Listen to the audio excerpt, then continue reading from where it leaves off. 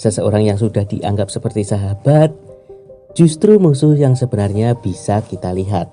Demi nafsu sesaat tanpa memikirkan masyarakat, mereka tega berbuat bejat dan berkhianat. Film Iris tahun 2009 bercerita tentang kelompok rahasia yang ingin menyatukan Korea dengan melegalkan segala cara supaya bisa berkuasa.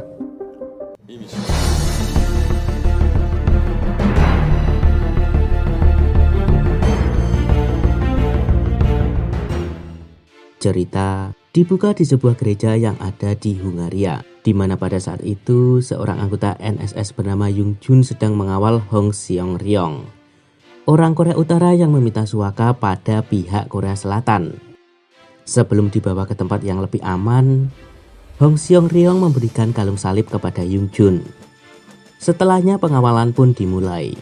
Jung Jun bersama kedua rekannya Sawo dan Sung Hye membawa Hong Seong Ryong ke regu penerbangan untuk dibawa ke Korea Selatan.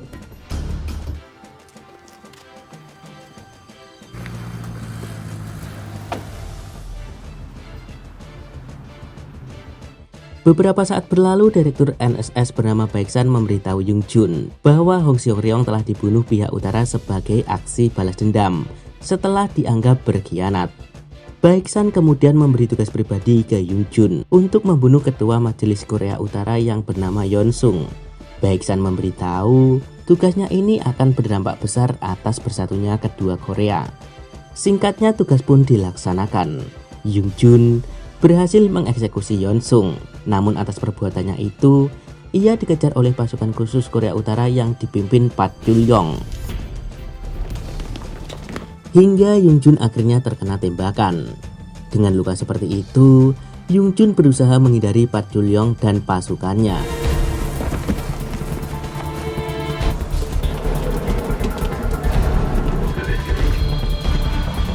Untungnya ia masih bisa kabur hingga ke tempat persembunyiannya. Jung Jun lalu segera menghubungi Direktur Baeksan guna meminta bantuan. Namun sungguh mengejutkan, Baeksan justru lepas tangan.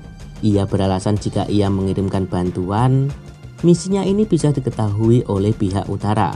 Jung Jun pun terus memohon. Karena lukanya ini, ia tidak bisa kabur sendirian. Namun Baeksan tetap menjawab tidak bisa. Telepon pun dimatikan. Baeksan kemudian memanggil salah satu agen NSS yang juga teman Jung Jun bernama Sawo, yang akan ditugaskan mengeksekusi Jung Jun. Baeksan berkata, jika Jung Jun berhasil ditangkap pihak Korea Utara akan lebih berbahaya. Maka dari itu Sawo disuruh membereskan Jung Jun. Singkatnya, pihak Korea Utara bersama polisi lokal telah sampai di depan sebuah penginapan yang diduga tempat persembunyian Jung Jun. Dengan pasukan yang begitu banyak, mereka mengepung tempat itu. Di dalam, Jung Jun yang sedang tertidur mendengar suara ketukan pintu.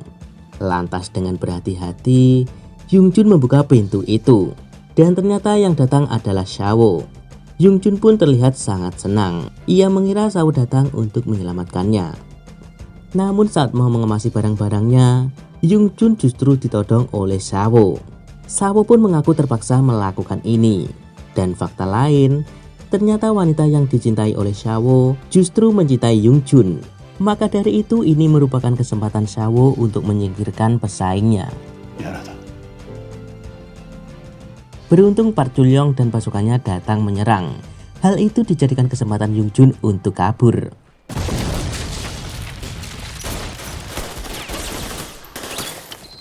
Ia pun kabur ke tempat bangunan terbengkalai. Beberapa saat kemudian seorang perempuan yang datang ke sana melihat Jung Jun pingsan. Perempuan itu pun lalu segera menelpon meminta bantuan. Park Jul-yong yang mengetahui itu atas kerjasamanya dengan polisi lokal pun segera menuju ke lokasi. Singkatnya sampailah Park Jul-yong beserta pasukannya di lokasi itu. Mereka pun berpencar mencari keberadaan Jung Jun. Jung Jun dengan menahan lukanya berusaha melawan. Satu persatu pasukan Park Jul-yong pun bisa ia tumbangkan. Kemudian sebuah helikopter mengikuti dan menyerangnya.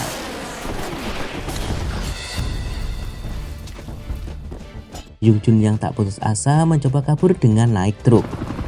Di depan pasukan Park Julyong sudah memblokade jalan. Namun truk yang dinaiki Yung Jun terus melaju, menembus pasukan yang memblokade. Hingga truk itu pun berhenti menabrak sebuah pohon. Namun saat dicek, Yung Jun ternyata tidak ada. Ia telah mengelabui dengan menggerakkan truk menggunakan ikat pinggangnya. Yung Jun pun akhirnya bisa melarikan diri.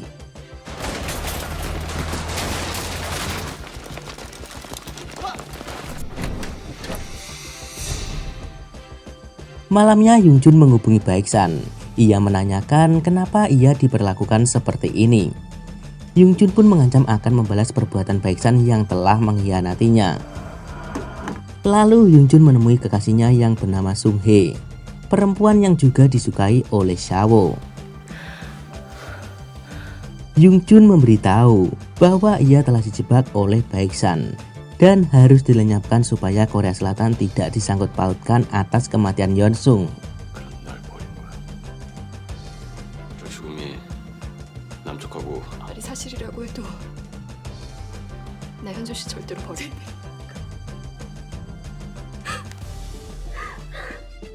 Pagi harinya Yung Jun mengajak Sung Hye ke stasiun membeli tiket kereta api untuk kabur. Yung Jun menyuruh Sung Hye menunggu di dalam mobil, sedangkan ia akan masuk ke dalam. Namun setibanya di dalam, lagi-lagi Yung Jun dikejar-kejar oleh Park Julyong dan pasukannya. Yung Jun dengan berhati-hati berhasil keluar stasiun. Saat tiba di parkiran, mobil yang ia kendarai meledak.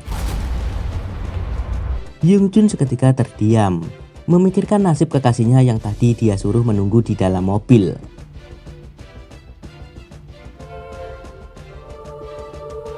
Kemudian satu tembakan dari salah satu anak buah Park Julyong membuat Yung Jun tersadar kembali. Ia pun lalu segera kabur. Dengan mengendarai mobil milik orang lain, Yung Jun mencoba kabur meninggalkan stasiun. Park Julyong dan pasukannya pun terus mengejarnya.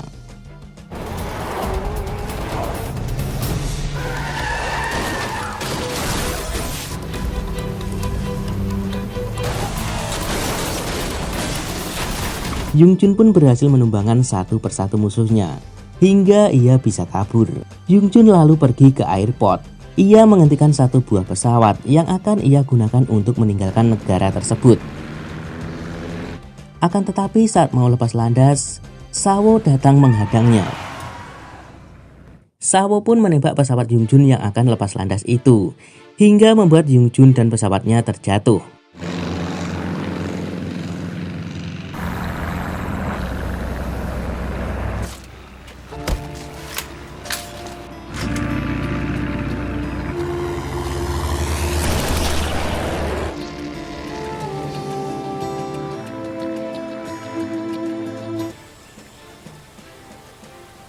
Singkat cerita, Park Julyong kembali ke negaranya. Ia menemui atasannya yang bernama Komisaris Yeon Kyon. Park Julyong bermaksud mau meminta maaf karena ia telah gagal menjaga Yeon Sung. Namun Komisaris tidak marah, justru ia senang. Sebab atas kematian Yeon Sung, kini dirinya lah yang akan mengendalikan proyek nuklir Korea Utara. Komisaris punya tujuan sendiri dengan senjata tersebut. Sedangkan di tempat lain, Shawo memberitahu Direktur Baeksan bahwa tugasnya sudah berhasil. Beberapa hari kemudian, Sung Hye yang ternyata masih hidup diberitahu temannya hasil otopsi pesawat jatuh yang dilakukan oleh Badan Intelijen Hungaria, yang menyatakan bahwa DNA yang ada di dalam pesawat cocok dengan DNA milik Yung Jun. Mendengar fakta bahwa lelaki yang sangat ia sayangi telah meninggal, Sung Hye pun langsung menangis.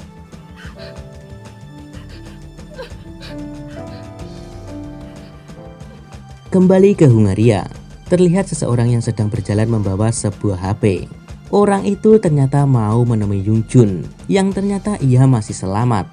Orang itu kemudian memberikan HP ke Yung Jun, sebab seseorang yang telah menyelamatkannya, sebut saja Mr. X, memberitahu bahwa Yung Jun telah dipilih oleh sebuah kelompok kuat yang mendapatkan keuntungan atas insiden ini.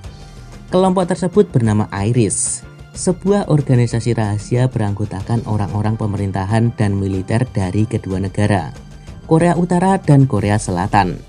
Mr. X mempunyai daftar nama-nama anggota dari Iris. Ia akan membantu Yung Jun membalaskan dendam, namun sebagai ganti, Ia ingin kalung salib yang diberikan oleh Hong Seong-ryong, sebab ada file rahasia di dalam kalung itu. Mr. X meminta Yung Jun agar melakukan sesuatu untuknya terlebih dahulu.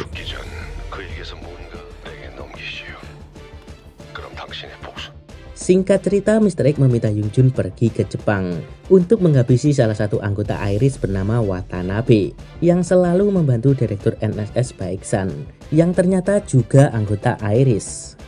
Tugas pertama pun berhasil diselesaikan Yung Jun dengan mudah.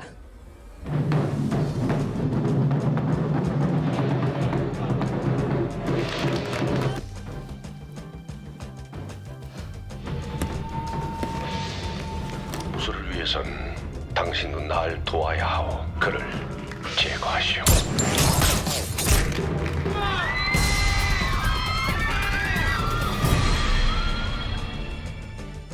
Di tempat lain, Pak Joo-young memberi tugas kepada salah satu tahanan bernama Kim Sun-hwa untuk menangkap Yung Jun yang sekarang tengah berada di Jepang. 지금 일본에 있어. Sun-hwa lalu menghadap ke komisaris Yeon Geon. Ia diberi perintah langsung dari komisaris untuk sebuah misi rahasia. 과연 박철영이한테 그런 이미 네가 진짜로 해야 할 임무를 말해줘. Di salah satu pelabuhan di Jepang, terlihat Yung Jun sedang beristirahat. Ia lalu ditelepon oleh seorang anak perempuan bernama Yuki yang sedang ketakutan. Entah apa hubungan mereka. Namun terlihat Yung Jun sangat panik mendengar Yuki dalam bahaya. Yuki. Seorang pria lalu meminta Yung Jun menyerahkan USB pemberian Hong Seong-ryong untuk ditukar dengan Yuki. Yung Jun disuruh datang ke bendungan Tamagawa sebagai lokasi pertukaran. Singkatnya, waktu pertukaran pun dimulai. Di atas bendungan itu, Yung Jun disuruh membuang senjatanya. Lalu orang itu meminta USB terlebih dahulu sebelum ia menyerahkan Yuki. Yung Jun pun memberikan USB-nya terlebih dahulu demi keamanan Yuki. Pria itu pun lalu meminta password untuk membuka isi USB. Yung Jun pun memberikan passwordnya. Namun saat dicoba, password ternyata error dan Yung Jun langsung menyerang pria itu. Dengan menggunakan seutas tali, Yung Jun membawa Yuki menuruni bendungan sambil menghindari tembakan pria Jepang.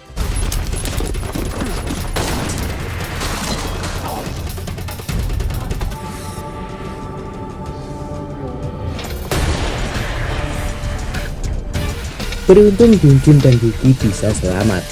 Mereka segera masuk ke dalam mobil. Di dalam mobil, Yung Jun melepas peledak yang menempel di badan Yuki.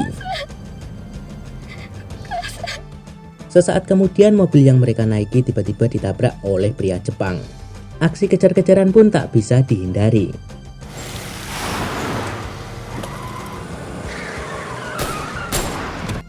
Di perempatan jalan, sebuah mobil menghadang laju pria Jepang, menyebabkan kecelakaan hebat. Hal itu membuat Yuki dan Yung Jun pun bisa melarikan diri. Setelahnya, Yung Jun diberitahu Mr. X bahwa ia sedang diawasi agen Korea Utara bernama Sun-hwa. Untuk langkah berikutnya, Mr. X menyuruh Yung Jun menemui Pak Joo-young melalui agen Sun-hwa.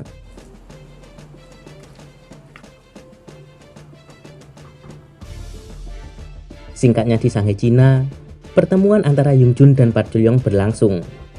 Yung Jun mengaku ingin meminta bantuan untuk membalaskan dendamnya kepada Baeksan dan juga Korea Selatan yang telah mengkhianatinya. 복수를 위해서 도움이 필요했다. 날 이용하고 버린 대한민국. Lalu pergerakan pun dilakukan. Yung Jun bersama anak buah Pak Joo-young pergi ke Korea Selatan menggunakan kapal laut. Di markas NNS, Sawo diberitahu anak buahnya bahwa ada sebuah kapal yang dibajak oleh anggota teroris yang saat ini sedang menuju ke Korea Selatan. Kembali ke Yung Jun, ia meminta ke seorang hacker untuk membuka isi USB yang jadi rebutan. Namun si hacker tak mampu membuka kode keamanan. Ia menyarankan agar membukanya melalui jaringan NNS atau Pentagon Amerika. Kemudian tangan kanan Pak Joo-young sebut saja Mukidi memberitahu bahwa target mereka adalah markas NSS. Sun-hwa memberitahu bahwa mereka tidak akan mampu membobol markas NSS yang terkenal sangat kuat. Namun Mukidi sudah mempersiapkan hal itu. Di markas NNS, Berita target para teroris adalah sebuah konferensi yang akan dihadiri di depan Amerika terdengar oleh Baeksan. Sehingga Baeksan menyuruh para anggota NNS bersiap pergi menjaga tempat konferensi. Dan itu semua adalah skenario dari Mukidi. Singkatnya, Mukidi dan tim sampai di markas NNS. Dengan mobil besar, mereka menurunkan satu persatu orang yang telah diberi tugas masing-masing. Pertama, mereka menyabotase jaringan gedung, lalu melumpuhkan para penjaga, supaya tim lain bisa masuk dengan mudah.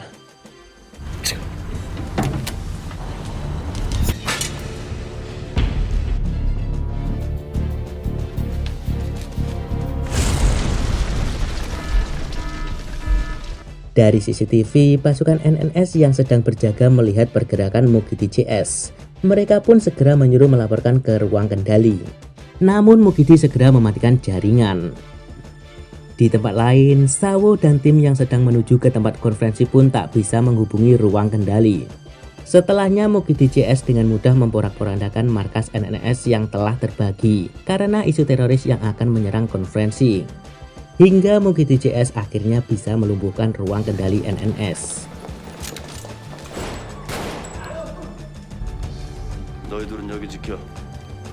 Sementara itu, Sung Hye terlihat sedang masuk ke markas NNS. Ia terkejut melihat para penjaga tergeletak tak berdaya. Dengan inisiatifnya, Sung Hye lantas pergi ke pusat jaringan untuk menyambungkan kembali jaringan yang telah terputus. Hingga Sawo akhirnya bisa menghubunginya. Sung Hye lalu memberitahu kondisi markas NNS yang sekarang. Hingga Sawo pun akhirnya menyadari bahwa mereka telah dijebak. Lantas ia menyuruh timnya segera putar balik ke markas. Di markas NNS, Mukidi CS berhasil menemukan barang yang mereka cari, yaitu sebuah detonator bom nuklir. Sedangkan Yung Jun berusaha mencari jaringan rahasia milik Baeksan untuk membuka isi USB, yaitu data tentang organisasi Iris. Belum sempat selesai membuka, tiba-tiba Sung Hye datang menghentikannya.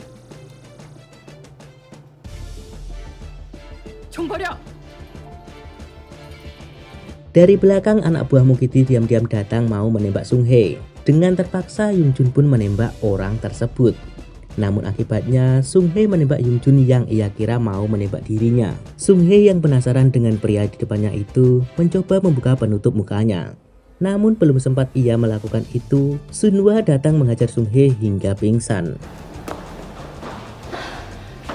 Di luar, Sawo bersama anak buahnya menjebol paksa pintu masuk yang telah terkunci. Dan saat masuk ke dalam, Mukidi CS telah menyamar menjadi anggota NNS. Dan berkat bantuan Yung Jun yang merupakan mantan anggota NNS, mereka pun bisa keluar dengan mudah. Setelah menyelesaikan tugasnya itu, Yung Jun kini sering melamun. Ia masih tidak percaya perempuan yang ia sayangi ternyata masih selamat dari ledakan bom beberapa waktu lalu. Singkatnya, Yung Jun akhirnya menemui Mr. X. Di sana Mr. X menceritakan bahwa ia merupakan teman orang tua Yung Jun sewaktu mengerjakan proyek pengembangan nuklir. Namun setelah presiden waktu itu meninggal, satu persatu anggota inti proyek itu meninggal secara misterius. Dan Mr. X yang selamat melarikan diri ke luar negeri. Ia mengaku menghabiskan sisa hidupnya untuk mengungkap konspirasi ini. Yung Jun menyarankan agar mereka segera menangkap Baeksan dan juga para anggota Iris lain. Mr. X memberitahu bahwa daftarnya ini masih belum selesai. Dan juga Baeksan bukanlah yang tertinggi di dalam organisasi itu. Jadi mereka harus lebih berhati-hati terlebih dahulu.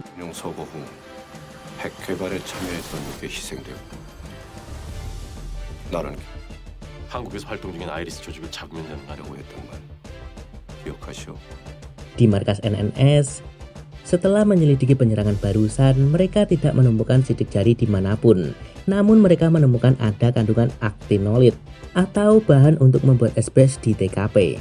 Sehingga mereka pun bergerak cepat pergi ke pabrik-pabrik yang masih menggunakan bahan aktinolit tersebut. Hingga sampailah mereka di tempat yang dianggap kuat sebagai markas musuh.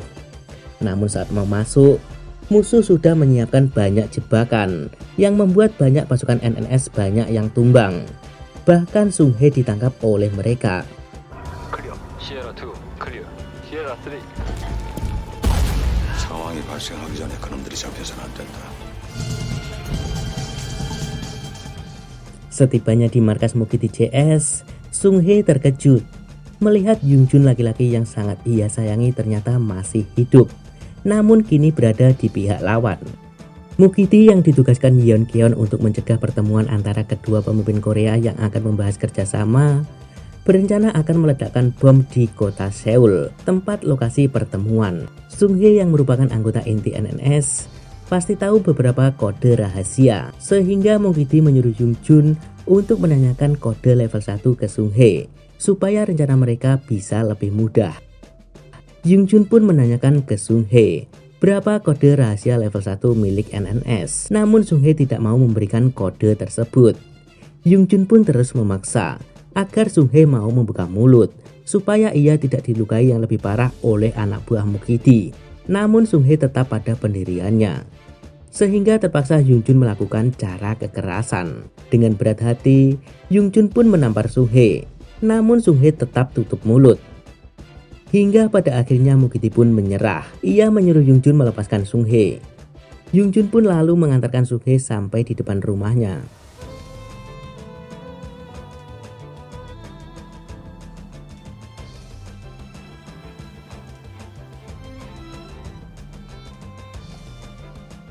Sementara itu, Baeksan dan Sawo bersama anak buah mereka pergi ke markas Mr. X.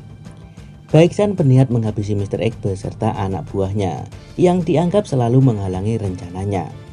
Sebelum dieksekusi, Mr. X berkata, barang siapa yang menumpahkan darah manusia, darahnya akan tertumpah oleh manusia. Kitab Kejadian bab 9 ayat 6. Tanpa Baeksan sadari, itu merupakan kode yang ditunjukkan ke Yung Jun. Sebab di tempat lain Yung Jun sedang melihat peristiwa itu dari CCTV. Beberapa saat kemudian Yung Jun pergi ke markas Mr. X. Ia mencoba meresapi maksud dari perkataan terakhir Mr. X, hingga Yung Jun pun menemukan arti kata-kata itu. Yung Jun membuka sebuah kitab, bab dan ayat yang disebut Mr. X, dan di situ ada sebuah nomor telepon. Setelah dihubungi, ternyata itu nomor telepon tangan kanan presiden. Yung Jun pun lalu dibawa menemui presiden. Dan ternyata presiden sebenarnya sudah tahu tentang organisasi ini. Beliau juga tahu Baeksan merupakan salah satu anggota IRIS. Namun beliau bingung bagaimana cara untuk menangkapnya. Kemudian tangan kanan presiden menunjukkan sebuah video ketika Baeksan mengeksekusi Mr. X. Video tersebut sudah cukup untuk menangkap Baeksan dan juga seluruh bawahannya. Di tempat lain, Park Julyong sebenarnya tidak setuju dengan rencana Yeon Kihon yang ingin meledakkan kota Seoul. Ia masih punya hati nurani dengan memikirkan nasib orang-orang yang tidak berdosa, sehingga ia pun berencana akan menghentikan rencana Yeon Kihon.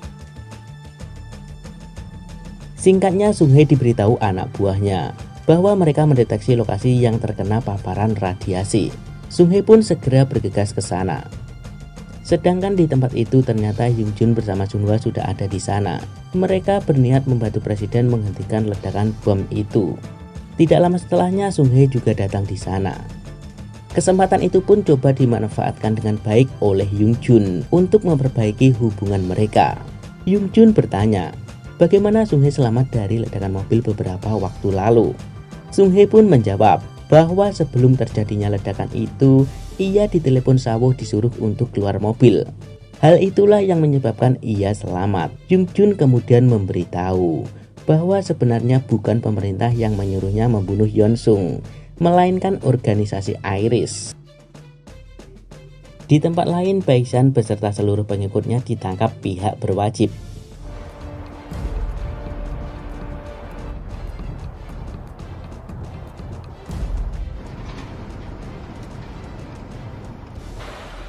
Singkatnya, Park Julyong memberitahu Presiden Korea Selatan bahwasannya bom akan diledakkan saat fajar di hari konferensi, lalu akan terjadi kudeta di Korea Utara. Presiden lalu menyuruh Park Julyong kembali ke Korea Utara untuk menggagalkan rencana kudeta tersebut. Ia akan membantu dengan cara melobi Presiden Korea Utara. Di luar, Park Julyong memberitahu Yung Jun bahwa ia akan kembali ke Korea Utara untuk menghentikan kudeta. Ia meminta agar Yung Jun bisa menghentikan bom nuklirnya. Yung Jun pun meminta supaya Park Julyong segera memberitahu jika mengetahui sesuatu. Singkat cerita, Park Jul-yong menangkap salah satu anak buah Mukidi untuk dipaksa memberitahu di mana letak bomnya. Setelah tahu di mana letak bom itu, Park Jul-yong segera memberitahu Yung Jun. Yung Jun pun segera menyampaikan ke markas pusat NNS. Mengetahui itu, Sung Hye menyarankan mengacaukan sinyal komunikasi untuk menghentikan bom karena bom itu menggunakan detonator nirikabel. Sementara Yung Jun yang sudah sampai di lokasi perkiraan bom akan meledak segera mencari bom tersebut.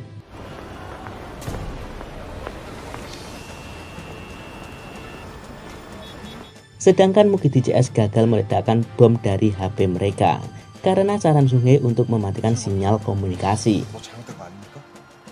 Tidak menyerah, Mukidi mengajak anak buahnya untuk meledakkan bom secara manual. Hal itu berarti adalah misi bundir, sebab radius bom tersebut sampai 2 km. Di tempat lain, Yung Jun teringat saat masih menjadi anggota Mukidi. Dulu mereka pernah membahas huruf dan angka, dan itu ada di bus yang baru saja datang. Yung Jun pun segera berlari ke bus tersebut. Ia menyuruh semua penumpang untuk turun, hingga Yung Jun dan Sun Hwa akhirnya menemukan bom tersebut. Mereka pun segera membawanya lari. Bertepatan dengan itu, Mukidi CS datang ke sana. Adu tembak pun tak terelakkan.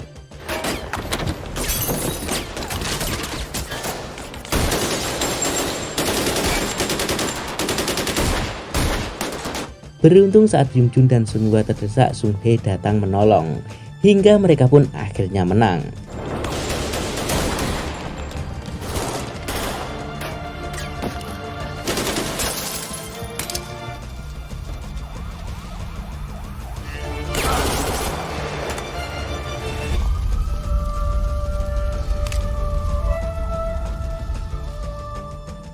Setelah semua itu selesai, Yung Jun menemui Baeksan di penjara.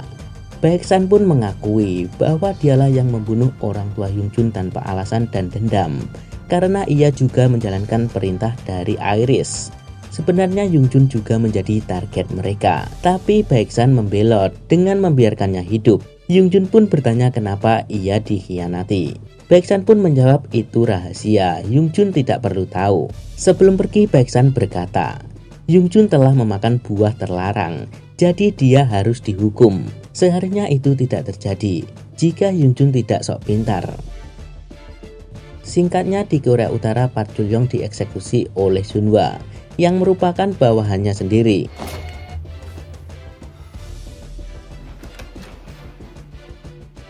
Sedangkan Yung Jun kini hidup bahagia dengan Sung Hye. Yung Jun pun berencana akan melamarnya di pinggir pantai. Cincin pun juga sudah siap.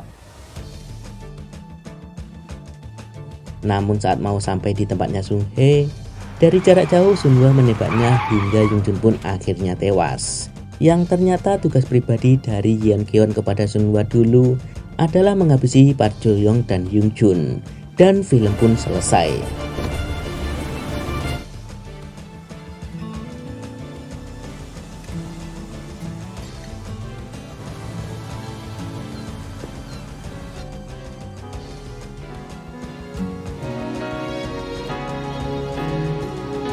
Terima kasih telah menonton video ini sampai selesai. Jangan lupa subscribe, like, dan aktifkan tanda loncengnya.